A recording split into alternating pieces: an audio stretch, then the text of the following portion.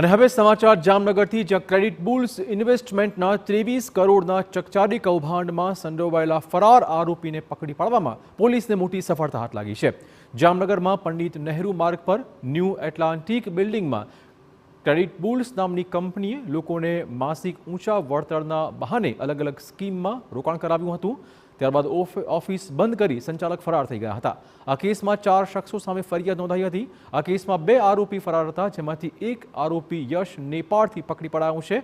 આરોપી યશ પહેલા દુબઈ અને ત્યાંથી થાઇલેન્ડ ગયો હતો અને ત્યારબાદ થાઇલેન્ડથી નેપાળ ગયો હતો। આરોપીના વિઝા પૂર્ણ થવાના આરે હોવાથી તે ગમે ત્યારે ભારત આવે તેવી શક્યતા હતી।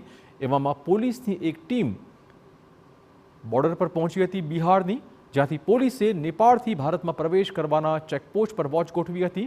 દરમિયાનમાં આરોપી યશ નેપાળથી ભારતમાં આવતા તરત તેને પકડી પડાયો છે।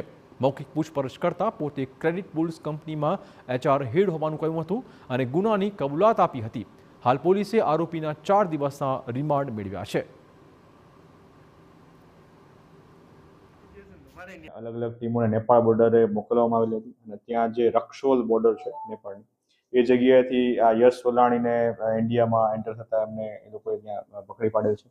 અને ત્યારબાદ એ જે આરોપી છે યશ સોલાણી, તે પોતે ક્રેડિટ બુલ્સ કંપનીમાં HR હેડ તરીકે હતા અને એના દ્વારા જે પણ આ કૌભાંડ આચરવામાં આવ્યું હતું એમાં એમનું એક્ટિવ પાર્ટિસિપેશન હતું। એ બાબતનો વિગતવારનો અહેવાલ કરી અને GPID અને સ્પેશિયલ કોર્ટ જામનગર ખાતે એમને રજૂ કરતા તેના 4 દિવસના પોલીસ કસ્ટડીના રિમાન્ડ આપવામાં આવેલ છે અને આગળની તપાસ જે હજી એક આરોપી બાકી છે ધવલ સોલાણી, તેને પકડવા માટેના ચક્રો ગતિમાન છે।